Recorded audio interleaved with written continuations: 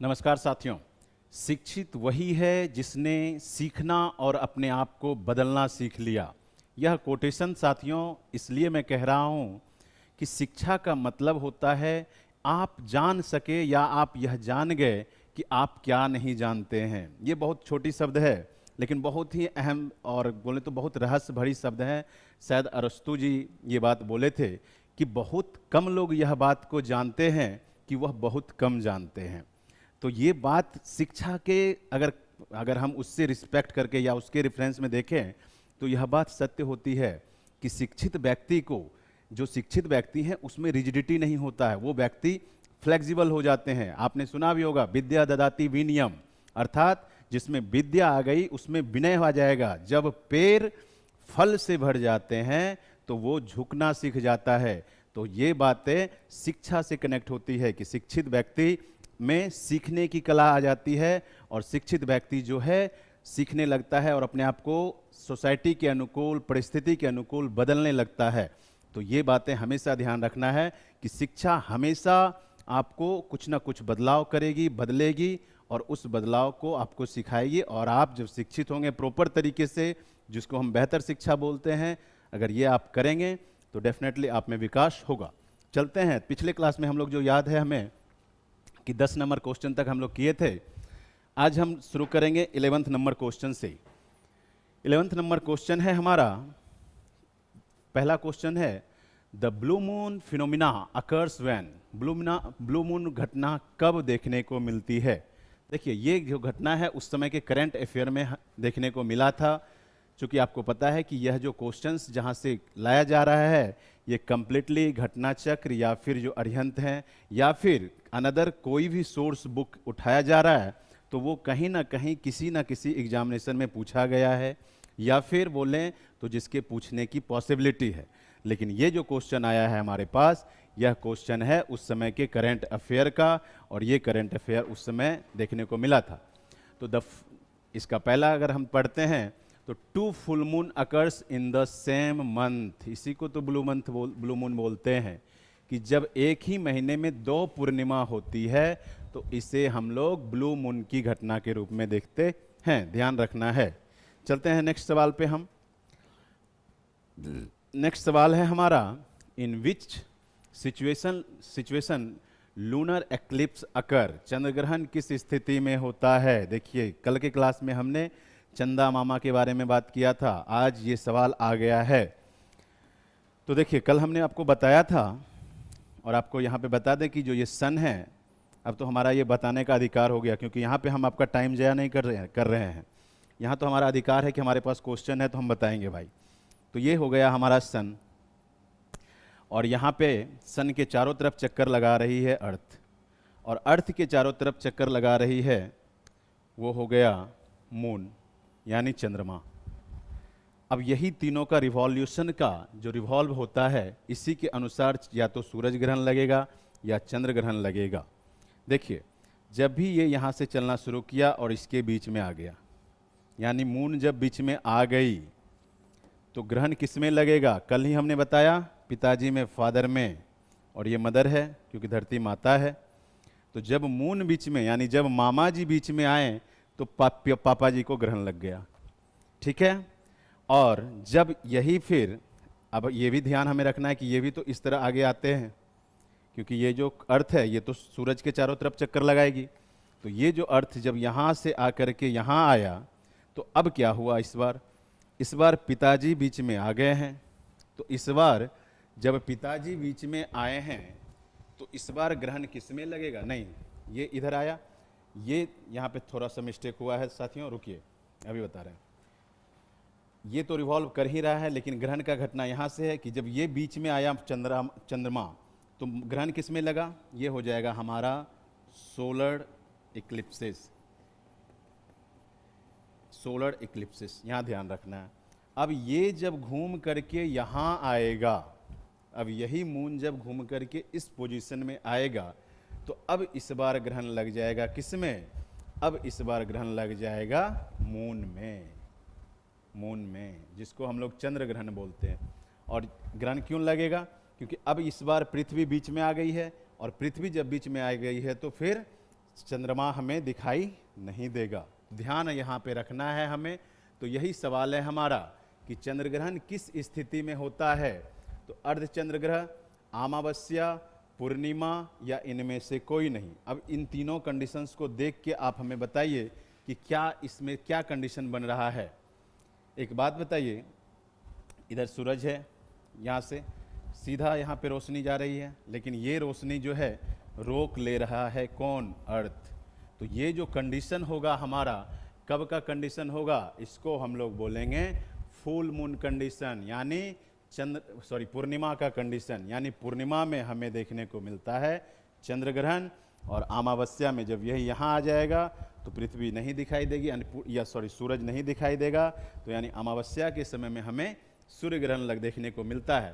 तो एकदम उंगली पे याद रखेंगे साथियों कि चंद्र ग्रहण कब लगा? पूर्णिमा में। और सूर्य ग्रहण कब लगा? अमावस्या में। चंद्र ग्रहण में कौन बीच में आया? तो चंद्र ग्रहण में मम्मी बीच में आई है, पृथ्वी। सूर्य ग्रहण में कौन बीच में आया? तो मामा जी बीच में आए हैं, पिताजी को ग्रहण लगा हुआ है। तो ये कंडीशन है और इसको ध्यान रखेंगे और इससे आप सारे ग्रहण को पकड़ पाएंगे। तो इसका सही जवाब आप जान रहे हैं कि फुल मून हो गया। चलते हैं नेक्स्ट सवाल पे। नेक्स्ट हमारा 13 नंबर सवाल है, lunar eclipses is caused when. Same questions है यह, लेकिन थोड़ा सा अंतर है। उसमें पूर्णिमा अमावस्या करके पूछा गया था, इसमें वही जो हमने बताया आपको वही करके पूछ दिया गया है कि चंद्र ग्रहण कब होता है। चंद्र ग्रहण तब होता है जब चंद्रमा पृथ्वी सूर्य के बीच आती है। भैया मामा बीच में आएगा तो कहाँ से होगा? पृथ्वी सूर्य और चंद्रमा के बीच होती है। पृथ्वी सूर्य और चंद्रमा के बीच होती है, ये कथन सही है। तो ध्यान हमें रखना है कि यही कथन सही है और इसी के साथ हम चलेंगे। Earth comes between sun and moon. ठीक है, चलते हैं हम 14 नंबर सवाल पे। 14 नंबर जो सवाल है हमारा साथियों, यह है इंडियन सैटेलाइट सीरीज, जिसको इनसेट बोलते हैं। बहुत सारे सैटेलाइट का सीरीज है इंडिया में, आप देखे भी होंगे अभी कुछ दिन पहले। EOS इसको बोलते हैं अर्थ ऑब्जर्वेशनल सैटेलाइट, यानी ये एक ऐसा सैटेलाइट होता है जो अर्थ ऊपर से सैटेलाइट के थ्रू अर्थ का ऑब्जर्वेशन करती है कि कहाँ पर कौन सा मिनरल्स हैं, कहाँ पर नदी है, कहाँ पर पठार हैं, ये सब अर्थ का ऑब्जर्वेशन है। तो इसके लिए भी 1 2 3 करके देखेंगे सीरीज है। तो इसी तरह से इनसेट भी एक सीरीज है, इनसेट 1, इनसेट 2। ठीक है, तो इसका फुल फॉर्म क्या होता है? इन फॉर इंडिया और सेट फॉर सैटेलाइट सीरीज। ठीक है, is an example of. INSAT जो सैटेलाइट है यह किस लिए प्रयोग किया जा रहा है, यानी भारतीय उपग्रह श्रृंखला इनसेट, इसका प्रयोग किसके लिए हो रहा है? तो ध्यान रखना है कि इनसेट का जो प्रयोग है साथियों, इसका प्रयोग हो रहा है मेट्रोलॉजिकल सैटेलाइट के रूप में, मौसम संबंधी जानकारी के रूप में। आपको बता दें कि जो सैटेलाइट का काम है, सैटेलाइट करता क्या है वास्तव में? सैटेलाइट करता है कि सैटेलाइट में बहुत सारे सेंसर लगे होते हैं और वो सब सेंसर मौसम में जो टेम्परेचर है, मौसम में जो प्रेशर है, इन सब को मेजर करके बता देता है कि यहाँ पे प्रेशर ज़्यादा है, यहाँ पे टेम्परेचर ज़्यादा है। जहाँ टेम्परेचर ज़्यादा है वहाँ प्रेशर क्या होगा? वहाँ प्रेशर कम होगा। जहाँ प्रेशर ज़्यादा है वहाँ टेम्परेचर कम होगा। और आपको पता है, हमने क्लास में क्लाइमेटोलॉजी के क्लास में आपको बताया है कि जो हवाएं चलती है हाई प्रेशर से लो प्रेशर की तरफ चलती है, और ये जो प्रेशर का ग्रेडियंट है, जो प्रेशर का जो दाब का प्रवणता है, जितना ज़्यादा प्रेशर ग्रेडियंट होगा, जो PGF होगा, जितना ज़्यादा होगा उतनी ही तेज हवाएं चलेगी। तो ये सब बातें जो IMD है, इंडियन मेट्रोलॉजिकल डिपार्टमेंट, जो भारत की मौसम संबंधी जानकारियाँ देती है, सबके सब आपने देखा होगा कि कहीं भी इंडियन कोस्ट में, अगर इंडिया के कहीं भी कोस्ट में कोई सैटेलाइट फॉर्म हो रहा है, सपोज इधर हो या इधर हो, कोई सैटेलाइट फॉर्म हो रहा है, तो इंडियन मेट्रोलॉजिकल डिपार्टमेंट क्या करता है? यहाँ से ये डायरेक्ट बता देता है कि भाई यहाँ पे सैटेलाइट फॉर्म हो रहा है। कैसे? With the help of satellite. ये जो है बताता है हमें सैटेलाइट की मदद से कि यहाँ लो प्रेशर बन रहा है, लो प्रेशर बन रहा है, हवाएं इधर से इधर आकर के चल रही है, और ड्यू टू कोरियोलिस इफेक्ट सारी की सारी हवाएं घूमना शुरू कर दिया है। हमने आपको क्लास में बताया है ये सारी घटनाएं। तो इसलिए ध्यान रखना है इसे कि जो सैटेलाइट है ये सब के सब जो मौसम संबंधी घटनाएं हैं, मौसम संबंधी जो भी फिनोमेना घटती है वेदर में, इसकी जानकारी के लिए इनसेट सीरीज का सैटेलाइट यूज किया जा रहा था। तो इस क्वेश्चन का अगर सही जवाब देखा जाए तो इस क्वेश्चन का सही जवाब हो जाएगा हमारा मेट्रोलॉजिकल सैटेलाइट। हमने अभी जो आपको EOS बताया, यह EOS सीरीज यही रिसोर्स सैटेलाइट के अंतर्गत आता है, जिसमें रिसोर्स को फाइंड आउट करते हैं। ठीक है, चलते हैं हम लोग नेक्स्ट क्वेश्चन पे। नेक्स्ट जो हमारा सवाल है साथियों, 15 नंबर सवाल। 15 नंबर सवाल है, which one is likely to see a larger number of lunar eclipses from a given place on the earth than the solar eclipses. पृथ्वी पर किसी निश्चित स्थान से सूर्य ग्रहण की तुलना में चंद्र ग्रहण अधिक संख्या में क्यों दिखाई देते हैं। सवाल समझेंगे, और ये यूपीएससी लेवल का सवाल है, ध्यान रखेंगे, ये हल्का सवाल नहीं है, और ये सवाल यूपीएससी का सवाल है कि पृथ्वी पर किसी निश्चित स्थान से, कोई पृथ्वी का कोई एक जगह है और कोई भी एक निश्चित स्थान ले लें, XYZ कोई भी, यहाँ से की तुलना में चंद्र ग्रहण स्थान से सूर्य ग्रहण की तुलना में चंद्र ग्रहण अधिक संख्या में क्यों दिखाई देता है। यानी सूर्य ग्रहण जितना लगेगा उससे ज़्यादा हमें चंद्र ग्रहण क्यों दिखाई देता है, ज़रा सोच के बताएंगे हमें। तो अगर हम इस बात पर चलें तो इसके लिए सभी एक वर्ष में चंद्र ग्रहणों की संख्या सूर्य ग्रहणों से अधिक होती है। ये तो यही बातें लिख रही है, ऐसा कुछ है नहीं। सभी चंद्र ग्रहण एक गोलार्ध में दिखाई देते हैं, जबकि सभी सूर्य ग्रहण दिखाई नहीं देते हैं। ये देखिए, ये बातें सही लग रही है कि सभी चंद्र ग्रहण जो है, हमने बताया है आपको कि पृथ्वी को हम लोग 2 गोलार्ध में देखते हैं बांट करके। ऊपर को बोलते हैं क्या, नॉर्थ हेमिस्फीयर यानी उत्तरी गोलार्ध, और नीचे को बोलते हैं हम लोग साउथ हेमिस्फीयर यानी दक्षिणी गोलार्ध। तो सभी चंद्र ग्रहण जो है एक गोलार्ध में दिखाई देते हैं। यह बात सही है क्योंकि पृथ्वी अपने एंगल पर या फिर अपने एक्सिस पे झुका हुआ है, दिखाई देते हैं, जबकि सभी सूर्य ग्रहण दिखाई नहीं देते हैं। इसलिए साथियों, इस सवाल का जो सही जवाब हो जाएगा हमारा बी हो जाएगा, ध्यान रखेंगे। चलें हम लोग नेक्स्ट 16 नंबर क्वेश्चन फिर देखते हैं क्या है। कह रहा है कि which of the following describes the Jio stationery orbit GEO correctly. निम्न में से कौन सा भू स्थिर कक्षा का सही वर्णन करता है। हम आपको यहाँ पे बता दें कि जो हम लोग साइंस टेक पढ़ते हैं तो साइंस टेक में आपको बहुत सारे ऑर्बिट्स बताए जाते हैं कि जो इक्वेटर्स के एकदम पैरेलल में, इक्वेटर्स के पैरेलल में जो कक्षाएं हैं एकदम एज इट इज पैरेलल में, यानी सपोज करें तो ग्लोब के जो ग्लोब है यहाँ पे इक्वेटर है, यानी कि विषुवत रेखा से 36,000 किलोमीटर्स की हाइट पर एक ऑर्बिट है, और उस ऑर्बिट को बोलते हैं हम लोग स्टेशनरी ऑर्बिट, भू स्टेशनरी ऑर्बिट। ये ऑर्बिट इसलिए होता है क्योंकि यहाँ पर इस जगह पर इसको इसलिए रखा जाता है कि ये जगह ऐसा है जहाँ से मिनिमम दूरी बोलें या फिर जो है यहाँ से पूरी तरह से पृथ्वी को कवर किया जा सकता है किसी एक पॉइंट को, और घूमने के लिए भी, ठीक है, या फिर मैक्सिमम यहाँ से मैक्सिमम डिस्टेंस को कवर किया जा सकता है पृथ्वी का। ये आप साइंस टेक में पढ़ेंगे, जब सर साइंस टेक आपको पढ़ाएंगे तो उस समय बताया जाएगा, ठीक है। तो इसके अकॉर्डिंग अगर हम इस क्वेश्चन का सही जवाब देखेंगे तो यह क्वेश्चन हो जाएगा, देखिए, समुद्र तल की ऊंचाई से 36,000 किलोमीटर तथा परिक्रमा अवधि 24 घंटे होती है। ध्यान आया, हमने अभी बताया आपको कि जो 36,000 किलोमीटर की ऊंचाई पे इक्वेटर के ऊपर रखा जाता है और यहाँ से घुमाया जाता है इसको। यहाँ इसलिए रखा जाता है, ये एक ऐसा पॉइंट है जहाँ से ये जितना देर में चक्कर लगाएगा उतनी ही देर में पूरा का पूरा अर्थ भी अपने एक्सिस पे एक राउंड लगाएगी, जो कि 24 घंटा होता है। तो इसलिए इस बात को ध्यान रखना है हमें कि इनमें से भू स्थिर कक्षा का कौन सा सही वर्णन है।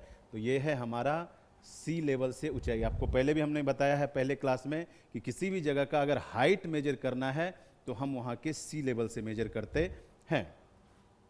चलते हैं साथियों, नेक्स्ट हमारा जो 17 नंबर सवाल है, 17 नंबर सवाल है हमारा, निम्नलिखित कथनों पर विचार करिए। विचार करते हैं।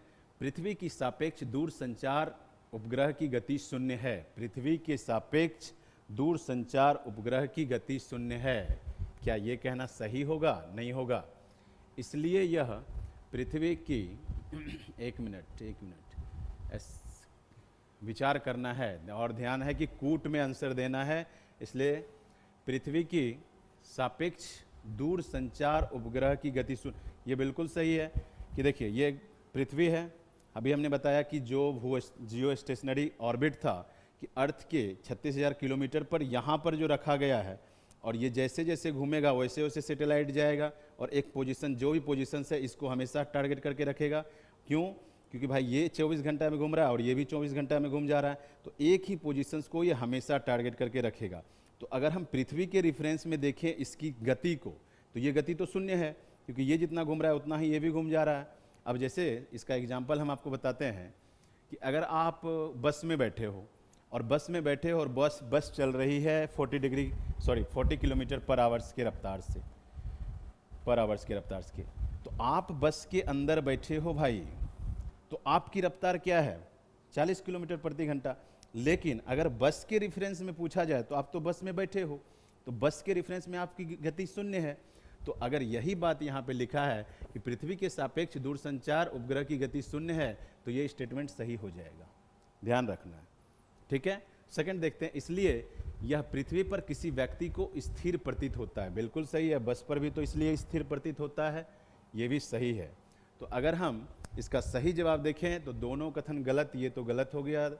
कथन एक सत्य है तथा कथन दो कारण है, यही इसका सही जवाब हो जाएगा, क्योंकि स्थिर है तभी ये साथ फिल हो रहा है। ठीक है, चलते हैं हम लोग नेक्स्ट क्वेश्चन पे। नेक्स्ट हमारा जो क्वेश्चन है वह है 18 नंबर क्वेश्चन, 18 नंबर क्वेश्चन, और ये कह रहा है a country by sending its Selene, यानी ये भी करंट अफेयर का क्वेश्चन है। Selenological and engineering explorer in the orbit of the moon becomes the first country in the Asia. The country which achieved this fame is. चंद्रमा की कक्षा में अपना सेलेन का फुल फॉर्म ये लिख रखा है, ठीक है। ये एशिया का भेजने वाला पहला देश हो गया। यह प्रसिद्धि किसने प्राप्त किया? हमने पहले बताया आपको कि ये जो क्वेश्चन है करंट अफेयर का उस समय का क्वेश्चन है, तो ध्यान हमें रखना है कि अगर इस टाइप का क्वेश्चन आया तो इसका सही जवाब जो हो जाएगा हमारा वह हो जाएगा जापान, उस समय के अकॉर्डिंग। चलते हैं हम लोग नेक्स्ट सवाल पे। हमारा जो 19 नंबर क्वेश्चन है एसर्शन एंड रीजन वाला है, ध्यान रखना है। और एसर्शन वाले और रीजन वाले क्वेश्चन में हमने आपको कई बार बताया है कि थोड़ा ध्यान से बनाएंगे। आर्टिफिशियल इंटेलिजेंस और आर्टिफिशियल सैटेलाइट। चलिए, artificial satellites are always launched from the earth in the eastward direction. कृत्रिम उपग्रह को हमेशा पृथ्वी से पूर्व दिशा में प्रक्षेपित किया जाता है। आप बताएंगे कि क्या यह कथन सही है या नहीं। देखिए, आर्टिफिशियल उपग्रह जो भी है, AOS या फिर EOS या इनसेट सैटेलाइट जो भी भेजते हैं, ये सबके सब उपग्रह जो है, क्या बोल रहा है, उपग्रह पृथ्वी से हमेशा पूर्व की दिशा में भेजे जाते हैं। सोचिए कि इधर पृथ्वी का रोटेशन क्या है, पश्चिम से पूर्व, और अगर हमको कोई सैटेलाइट को इस जगह पर भेजना है तो हम इधर भेजेंगे या इधर भेजेंगे? ज़रा सोच के बताइए कि अगर सपोज कीजिए ये अर्थ है और अर्थ इस तरह से घूम रही है, तो इस तरह से घूम रही है, तो इस तरह से जैसे घूम रही है, तो हम यहाँ से अगर इधर ही भेज दिए तो ऑब्वियस सी बात है कि सैटेलाइट तो और ज़्यादा घूमना पड़ेगा और उसको काफ़ी स्पीड से भेजना पड़ेगा उस लोकेशन पे पहुँचने के लिए। जो हमारी अर्थ की स्पीड है उससे ज़्यादा स्पीड हमको सैटेलाइट भेजना पड़ेगा, तब हम उस पोजीशन पे पहुँचेंगे। अगर हम क्या करें कि अगर अर्थ इधर से रोटेट हो रही है, हम सैटेलाइट को इधर से भेज दें, बस हल्का सा पुश किए, जहाँ पे हमको रोकना है हमने रोक लिया, तो क्या किए हमने, इसको क्या किया, पूर्व की ओर भेजा या पश्चिम की ओर? पश्चिम की ओर। तो ये स्टेटमेंट हो गया हमारा गलत। पृथ्वी पश्चिम से पूर्व की ओर घूमती है। भाई ये तो अभी हमने बता ही रहा है कि सही है, तो इसके आधार पर अगर हम देखें तो ए सही बी गलत, ए सही बी गलत, यानी ए ट्रू ए फॉल्स हो गया और बी हमारा राइट हो गया। चलते हैं नेक्स्ट क्वेश्चन, और 20 नंबर क्वेश्चन है हमारा यह। एसर्शन एंड रीजन का फिर से सवाल आ गया। Only one side of the moon surface is visible from the अर्थ। ये पृथ्वी से चंद्रमा की सतह का केवल एक ही भाग दिखाई देता है। स्टेटमेंट एकदम ट्रू है, सही है। क्यों भाई? इसके पीछे का रीजन भी है, जिसको हम लोग क्लास में बताए भी हैं आपको, कि जो चंद्रमा है ये अर्थ हो गया और ये हमारा मून हो गया। अर्थ और चंद्रमा जितना एंगल इसके, जितना डिग्री पे ये घुमा हुआ है अर्थ, उतने ही देर में यह इतने इसके चारों तरफ घूमती है, जो कि आप जान रहे हैं 27.2 दिन का होता है। आप ध्यान में रखेंगे, ठीक है। नेक्स्ट क्लास में जब इस टाइप का क्वेश्चन आएगा तो फिर से हम इसको और डिटेल से बता देंगे आपको।